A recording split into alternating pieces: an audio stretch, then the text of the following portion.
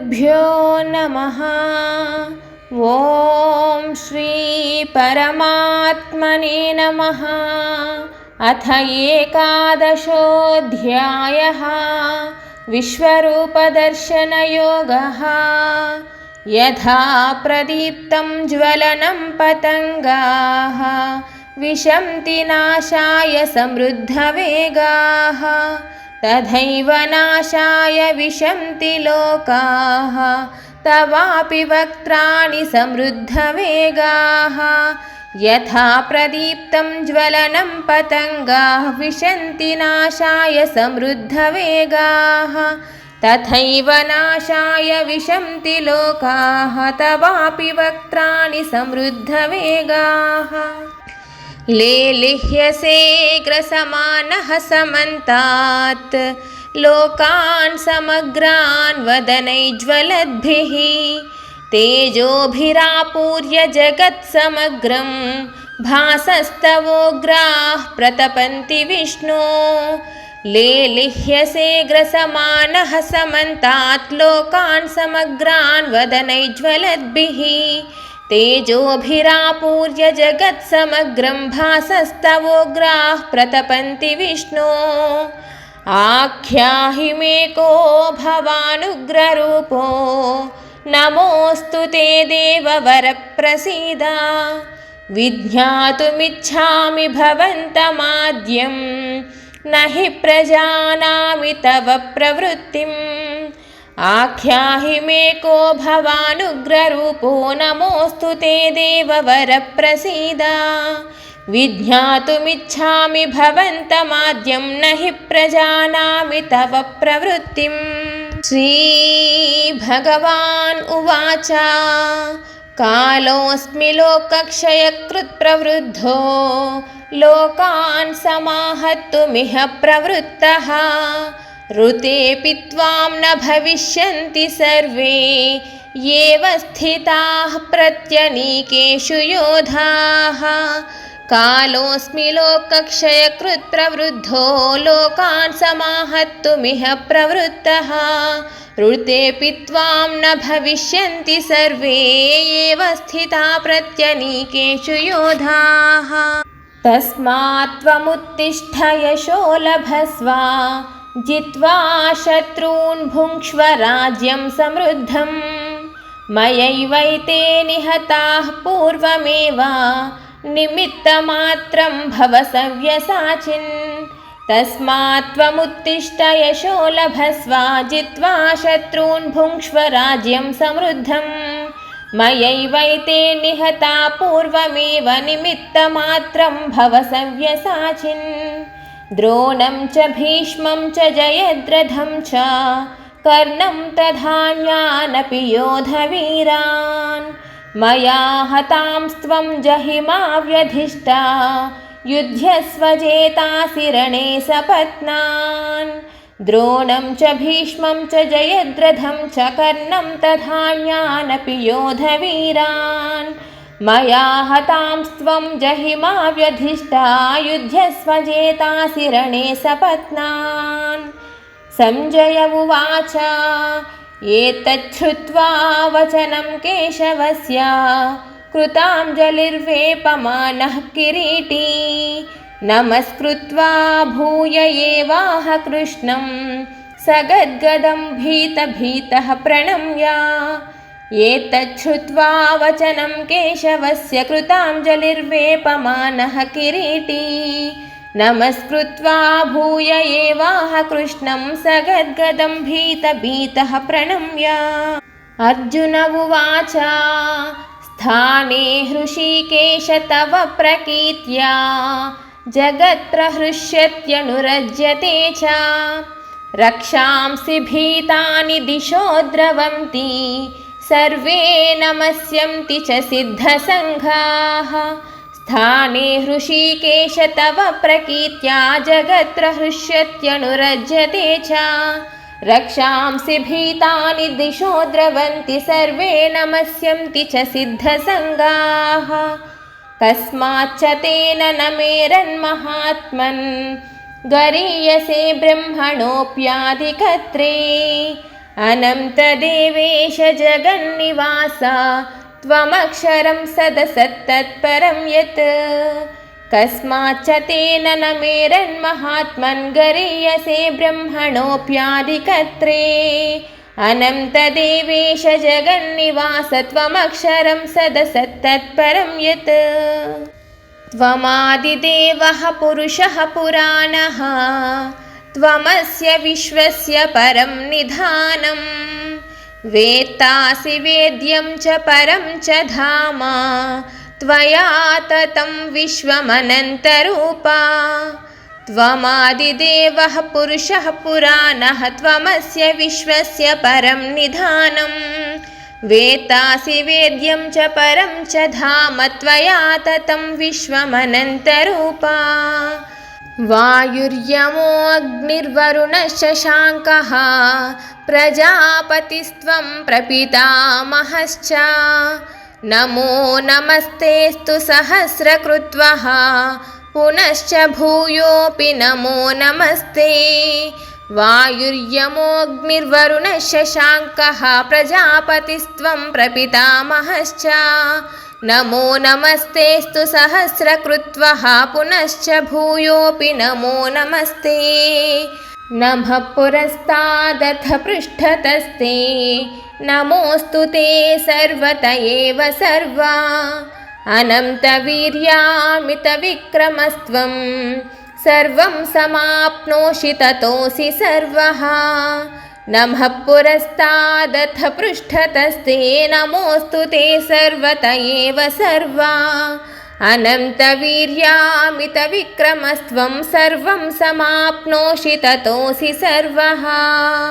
सखेति मत्वा प्रसभं यदुक्तं हे कृष्णा हे यादव हे सखेति अजानता महिमानं तवेदं मया प्रमादात् प्रणयेन वापि सखेति मत्वा प्रसभं यदुक्तं हे कृष्णा हे यादव हे सखेति अजानता महिमानं तवेदं मया प्रमादात् प्रणयेन वापि यच्चापहासाद्धमसत्कृतोऽसि विहारशय्यासनभोजनेषु एकोऽथवाप्यच्युत तत्समक्षं तत्क्षामये त्वामहमप्रमेयम् यच्चापहासाद्धमसत्कृतोऽसि विहारशय्यासनभोजनेषु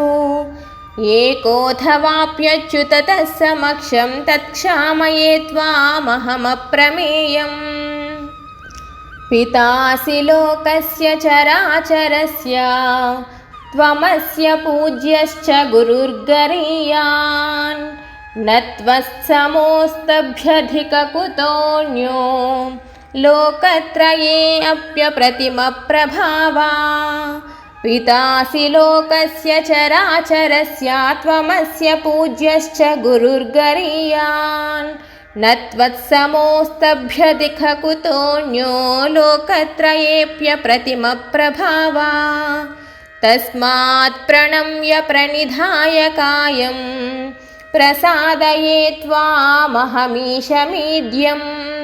पितेव पुत्रस्य सखेव सख्युः प्रियप्रियायार्हसि देव सोढुम् तस्मात् प्रणम्य प्रणिधाय कायं प्रसादये त्वामहमीशमीड्यं पितेव पुत्रस्य सखेव सख्युः प्रियप्रियायार्हसि देव सोढुम् अदृष्टपूर्वं हृषितोऽस्मि दृष्ट्वा भयेन च प्रव्यथितं मनो मे तदेव मे दर्शय देवरूपं प्रसीद देवेश जगन्निवास अदृष्टपूर्वं हृषितोऽस्मि दृष्ट्वा भयेन च प्रव्यथितं मनो मे तदेव मे दर्शय देवरूपं प्रसीद देवेश जगन्निवास किरीटिनं गदिनं चक्रहस्तम्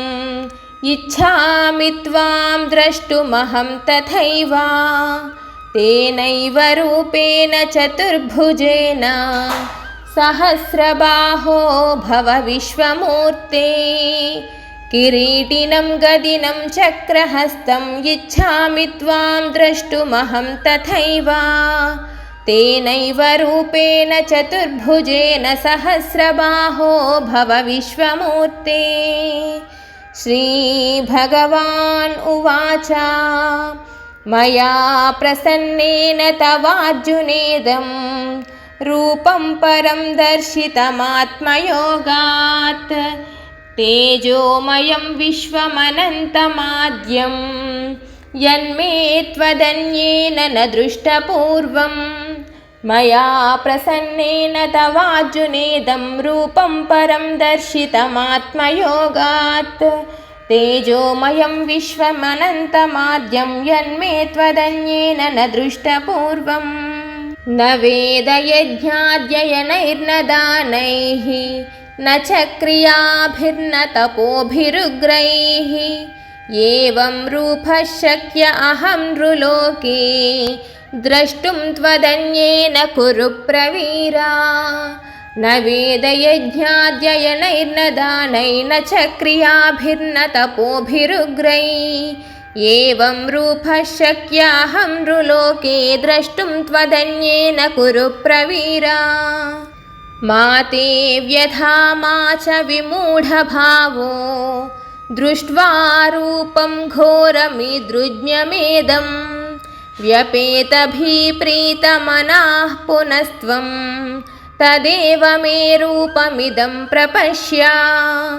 मा ते व्यथा मा च विमूढभावो दृष्ट्वा रूपं घोरमिदृज्ञमेदं व्यपेतभिप्रीतमनाः पुनस्त्वं तदेव मे रूपमिदं प्रपश्य।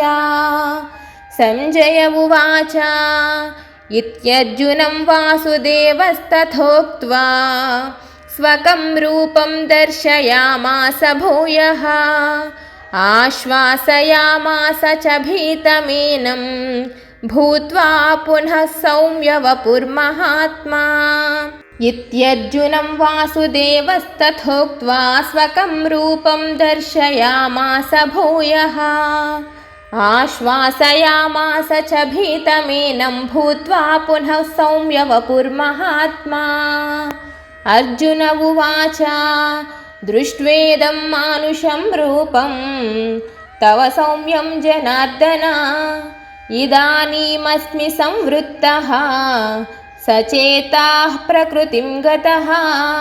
दृष्ट्वेदं मानुषं रूपं तव सौम्यं जनार्दन इदानीमस्मि संवृत्तः सचेताः प्रकृतिं गतः।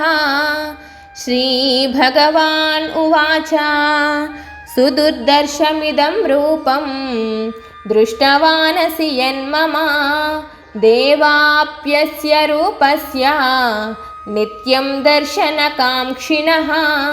सुदुर्दर्शमिदं रूपं दृष्टवानसि यन्मम देवाप्यस्य रूपस्य नित्यं दर्शनकाङ्क्षिणः। नाहं वेदैर्न तपसा न दानेन न चेज्यया शक्य एवं विधो द्रष्टुं दृष्टवानसि मां यथा। नाहं वेदैर्न तपसा न दानेन न चेज्यया शक्य एवं विधो द्रष्टुं दृष्टवानसि मां यथा। भक्त्या त्वनन्यया शक्यः अहमेवं विधोऽर्जुन ज्ञातुं द्रष्टुं च तत्त्वेन प्रवेष्टुं च परं तपा। भक्त्या त्वनन्यया शक्यः अहमेवं विधोऽर्जुन ज्ञातुं द्रष्टुं च तत्त्वेन प्रवेष्टुं च परं तपा। मत्कर्म कृत् मत्परमो मद्भक्तः सङ्गवर्जितः निर्वैरः सर्वभूतेषु यः स मामेति पाण्डव। मत्कर्म कृत् मत्परमो मद्भक्तः सङ्गवर्जितः निर्वैरः सर्वभूतेषु यः स मामेति पाण्डव।